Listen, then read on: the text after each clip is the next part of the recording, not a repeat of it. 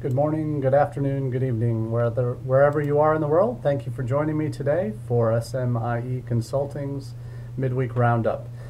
This Midweek Roundup happens every Wednesday at 1 p.m. Eastern and covers a range of topics related to international education and social media that have happened over the last few days. These are regular meetings that I'm hosting here on our SMIE Social Media and International Education Consulting Facebook page, and encourage you all to join me each Wednesday at 1 p.m. Eastern to see what we have to say about some interesting topics in our field of study, in our field, international education. So I encourage you to bookmark this page and favorite it and like it if you haven't already, but also to join me each Wednesday for this half-hour chat on some topics of interest of interest to international educators. The first piece I'll cover is actually a PI News blog article this past week. Related to UK universities' strategy towards marketing in India. And the reason I bring this up is it's from the perspective of an Indian-based marketer, educator, and it covers a range of topics that flaws of institutions in the UK and their current or previous strategies related to recruitment of students in India. And it also has some applications, I think, as we go through the article that you may see of use to U.S. institutions as well. The second topic we'll cover is Education USA's focus on high schoolers, and this is somewhat of a new focus for Education USA. Their mission, obviously, is for post-secondary study in the United States, but they've altered that slightly over the last few years with the introduction of the Education USA Academy in the last 2 to 3 years, and what that means as part of their overall focus in assisting even high schools in the U.S. find students overseas that might be looking to come to the United States. So that's the first two stories. The third is a global summary of changes in student mobility, an article put out last week by Elizabeth Redden at Inside Higher Ed. Very good summary of some of the changing winds in different destination countries. So we'll cover that in some depth as well. So we'll get started though with this blog in the PI News related to Indian recruitment by British universities. I'm posting the links, as I will for each of the stories today, to the comments section on the Facebook page here. But I wanted to start with this because the UK has experienced over the last few years a number of different kind of hurdles that have been either that primarily have been government initiated hurdles to Indian students coming to study in the United States. There were tightening of visa controls. There has been some changes in who's counted, or there's been proposed changes to who is counted in net migration statistics, and that has impacted students from India and other areas in terms of where they fit in, if they fit in at all. Then there's also some concerns over on how students have been recruited to the UK by universities through agents and such, and that's what the article kind of comes at this issue of how UK universities are positioning themselves for the Indian market. And I think this is a particularly useful kind of not a cautionary tale, but certainly some of the roadblocks that are being encountered. Right now, UK has recently changed their Tier 4 visa rules for those international students coming to the UK for study outside of the top tier institutions in the UK. They are required to have a certain number. The visa rules were relaxed for Tier 4 visa applicants, but India was not included on that list, so that's seen as a bit of a slight in the Indian market. But one of the tags from the article, in terms of lines that's pulled out for this blog, is UK universities need to be more innovative, less conservative, and worry less about the post-study work visa. So the main point of the article is, after sharing a lot of how the Indian market has changed, but in the end is not changing in a rapid way to kind of meet, well, kind of the model that the British universities have been using in India, in terms of just basically selling what they offer to Indian students. The author's point in the article is a very interesting one, that frankly institutions, according to the author, it sounds simple, but in his words, UK universities should focus more on what Indian students want to buy, not what the UK wants to sell. And I think that overall is an approach that makes a lot of sense, frankly, in how institutions should be approaching any market, frankly. It's one of my principles for marketing institutions, marketing U.S. higher education, has always been live where your audiences live. But it's also understanding your market by listening to what their needs are and what they are looking for, so that you can then, as an institution, as a destination country, can model and mold your message to the needs of the market. And that seems like standard marketing 101, but it's not always been that way from a university approach. And certainly the author of this piece makes that case as it relates to UK universities and their approach in England, in recruiting in India, recruiting students. So what I think the author's point is, he makes the point that universities should provide guaranteed placements or internships to Indian students, because Indian students, parents and students care more for ROI than Chinese students, and are less likely to be worried about the Times higher ed ratings and teacher ratings if the courses have guaranteed internships, however short that might be. And I think that there's value in that comment, though practically speaking, how do you implement a guaranteed internship program for international students, whether it's work or whatever? I mean, the United States has institutions are struggling with some of these same issues in a potentially very different and hostile environment for employers, for employees, employers looking to hire international students. Recent reports have come out showing that for companies that are willing to hire international students for H-1Bs eventually, those numbers are down like to, I think, 24% from 27 or 28% the previous year. So I think there's some natural hesitancy on what the author of this article is presenting to the Indian to British universities as a way to market their institutions. That may not be possible, but certainly is something that, knowing that Indian students, and frankly from a U.S. perspective, I can certainly back this up, that in conversations with prospective Indian students, also current Indian students on campus, their concerns are always about what that internship is going to be, what their OPT chances are going to be, how are students getting jobs after graduation. And those are things that resonate well, and I think past history and certainly a lot of press in India related to the United States has been around about potential changes to H-1B, even for prospective international students looking to come to the United States on F-1 visas. So I think that the career-mindedness, the ROI piece, the value piece for money piece that the Indian market seems to represent is a truth not only for the U.S. market, but as it seems from the author's perspective, from the UK market as well, from the UK perspective.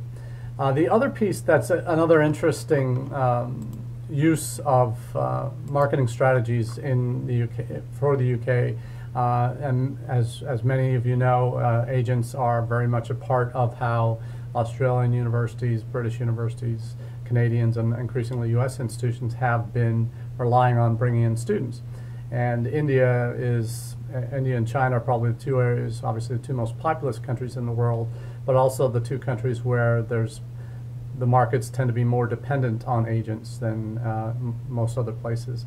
So the author's point in his article his advice to British universities is that they should be reducing their dependence on agents, because that model of recruitment doesn't really focus on what students want and parents want to buy. Agent models basically sell the programs of the universities.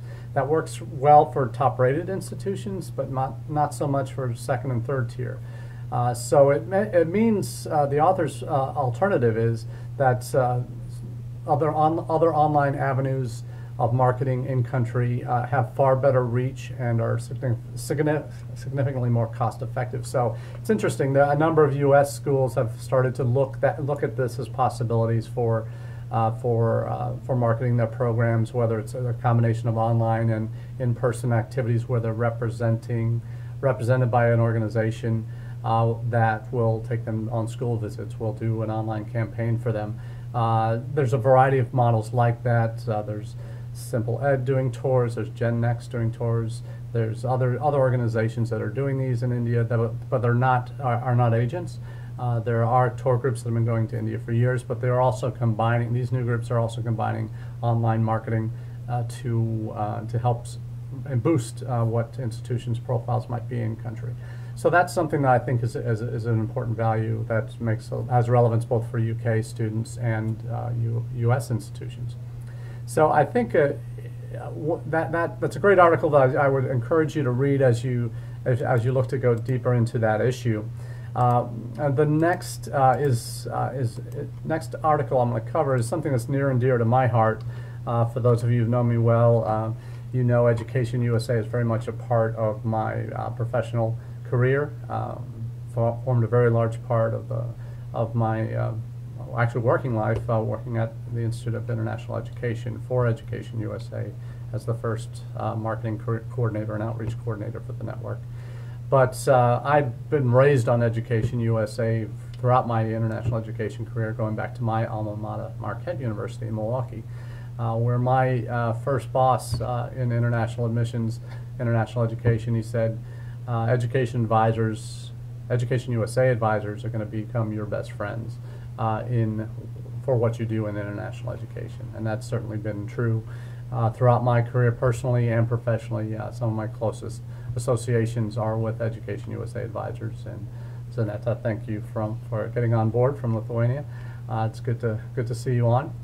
One of our advisors, Education USA advisors in Lithuania and Vilnius. What I'm talking about now for Education USA is that they've established in the last couple of years the Education USA Academy. And this is really an opportunity for high school students in various countries to come and have a summer period at a U.S. college university campus, at multiple college and university campuses. So these students will visit a series of campuses in the United States that really gives them that inside look as to what life might be for them. And it works through a variety of host institutions. There are, I think, 10, 12, 15, 16 different host institutions this summer for international high school students to come to the United States. So it's a great opportunity to get that inside glimpse of what life would be like for them as a college student at different campuses in the United States. And I think that's always what any U.S. college or university would want for their prospective students. Obviously, many universities and colleges will run summer programs that will offer their prospective student audiences chances to do a math camp or a STEM camp or a basketball camp or something along those lines over the summer months. But those aren't always possible for international students, or rarely are. This is an opportunity where these high school students are coming through Education USA to be placed at different host institutions throughout the United States. And it's a whole range of institutions too, large flagship state institutions to community colleges to private liberal arts colleges and everywhere in between. So there's great value in what Education USA does, and frankly, their work with high school students is a natural direction for where I think the pre-college focus now of Education USA, included in what they always have been doing for higher education, is an important piece of the puzzle.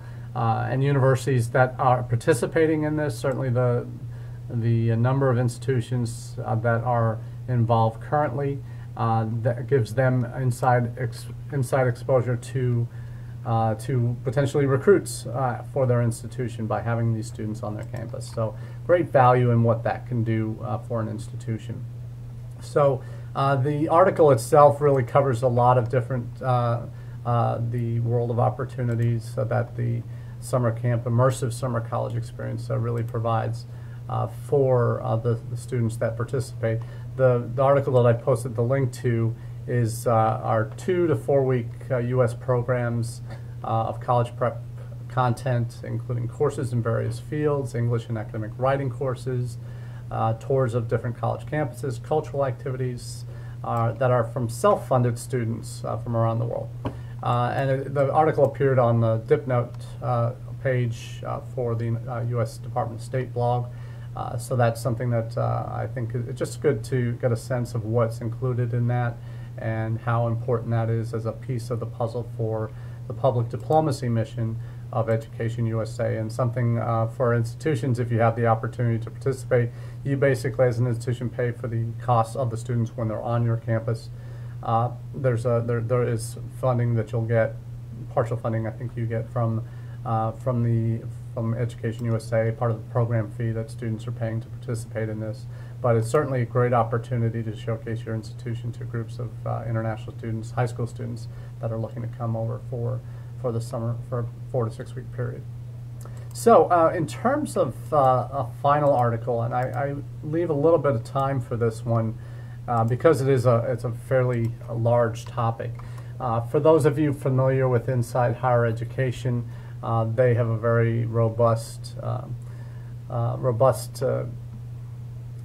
international education portfolio in terms of the writers and authors that they have on their site. Inside Higher Ed, again, a great resource for international educators. This one is by Elizabeth Redden, and she's been with Inside Higher Ed for a number of years, and really has her fingers on the pulse of what's going on, not only in the U.S. but also globally in terms of trends and things that pop onto the radar, and kind of putting all of these isolated incidences into kind of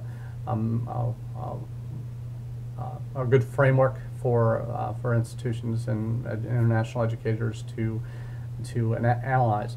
And what this particular article is about is 4 international students shifting choices of where to study, and it summarizes a lot of the recent events from everything from when I say recent, I mean the last few weeks and months of news articles related to say Australia potentially overtaking the UK as the #2 destination in the world for international students, impact of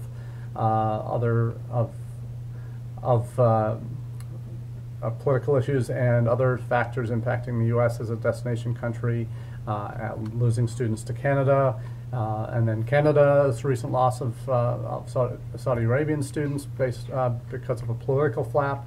So there's a lot that's been going on, and it's been characterized by some as a profound period of instability in international higher ed.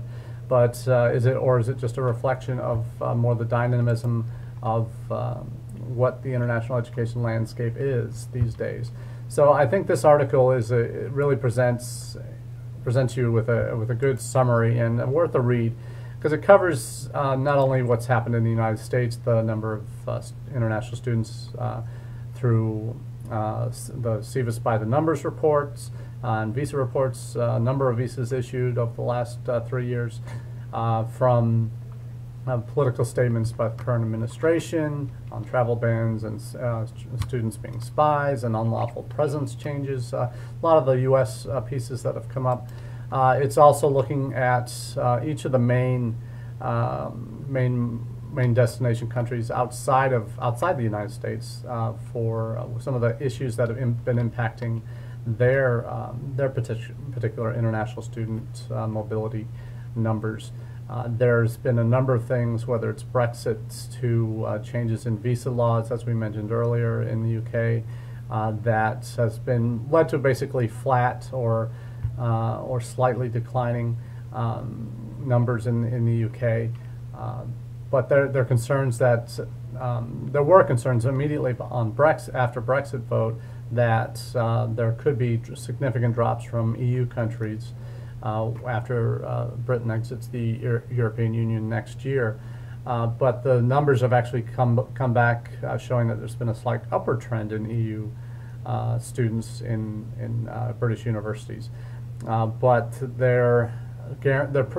because there have been guarantees by the UK government that they'll still be eligible through 2020 for UK domestic student tuition rates and loan funding for the duration of their program for all those that get in before that end of 2020.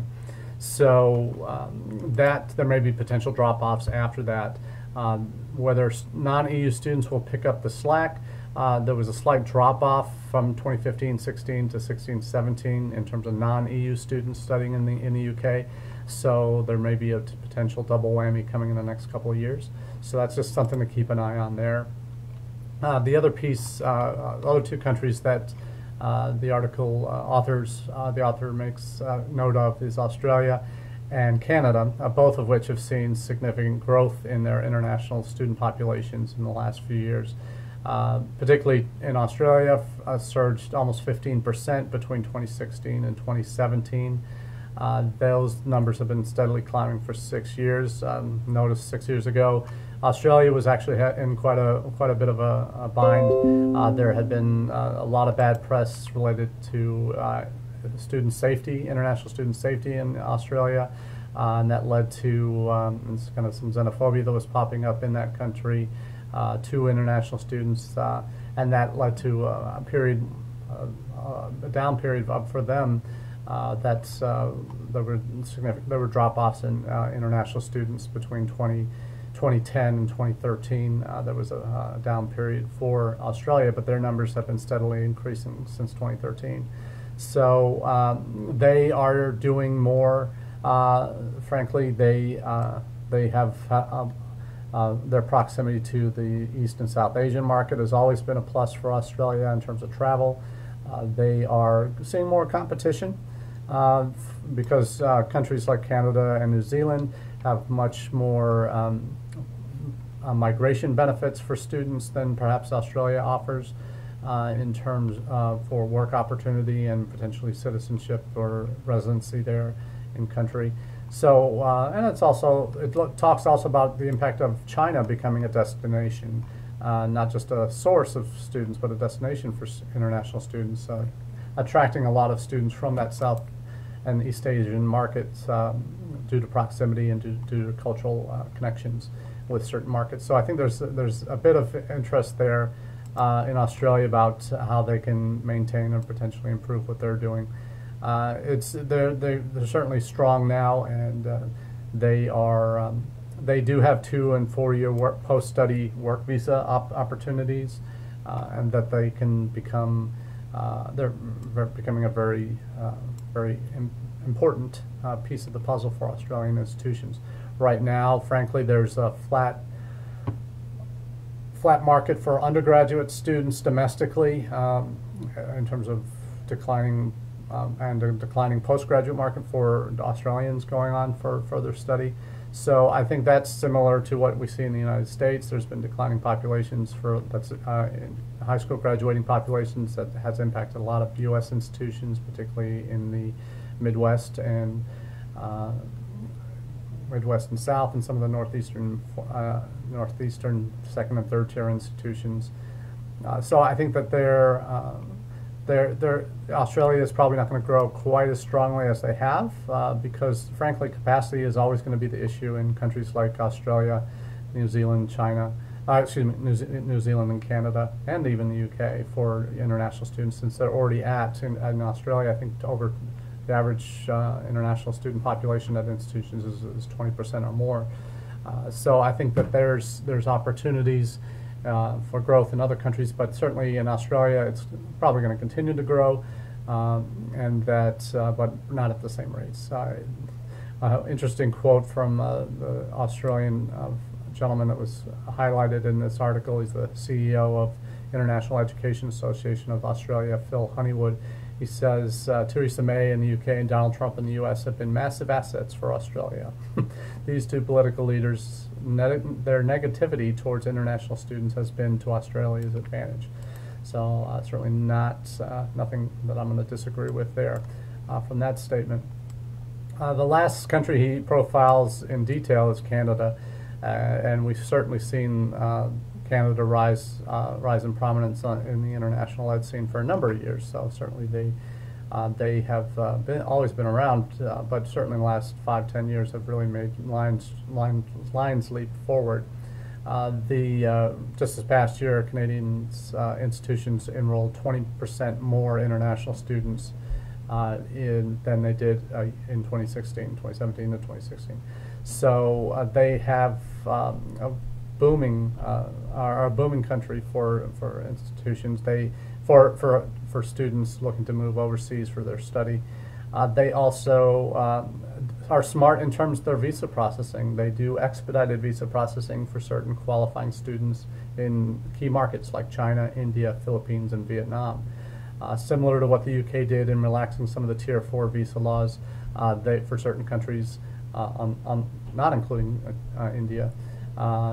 Canada has that for both China, India, Philippines, and Vietnam, and have significant post-study work visas up to 3 years, and also make it easier for international students to immigrate to those countries after their studies and after their work. So Canada, outside of the recent flap with Saudi Arabia that we've covered here on this live chat the last few weeks, outside of that, they have certainly seen more than their share of positive stories coming out as a multicultural, safe international education destination. So we'll continue to monitor how those stories develop in Canada, but certainly they have a limited number of institutions. They have less than 100 post-secondary institutions where international students are enrolling, and they're also limited by the fact that they're at capacity. They will have capacity issues too. I think they're at 10-15% now of their higher ed populations are international, but there's certainly less room to grow in Canada, and quite a bit smaller number of institutions that they can go to. So interesting to see how that develops. But there's also some references to New Zealand and what they're doing, Ireland, France, Germany are also seeing increases in their international student population. So the basic point of the article is the competition globally for international students for that pie is certainly not getting smaller. It's getting more intense. The pie is growing, yes, but the number of players on the market, on the higher ed international student mobility markets are growing as well, and they're getting more sophisticated in how they recruit. There are just frankly more options, and the institutions in countries that are quicker to respond and react to those changing dynamics in terms of who their competition is, where 5-10 years ago it might have been just other institutions from their country that might have been recruiting in that destination market or that source market. You're now seeing them having to position themselves compared to Canada, compared to the US, or to the UK, to Australia, whatever the major competitors are in given markets. Institutions are now being forced to really examine, the smart ones at least, are reacting and repositioning themselves in markets that make more sense for again, the destination market that they're recruiting in. So I think that a lot of that, some of those were highlighted in that initial article I covered today on UK university strategy changes for India. But I think those are applications for countries around the world. So There's a lot of food for thought. Just a quick programming note, next week's session on the midweek roundup, I'll be taking a week's bit of vacation next week, so we'll not be doing this session on Wednesday, September 5th, but we'll return on September 12th. So hope you can join me then, and thank you for joining me today. Have a great day and rest of the week.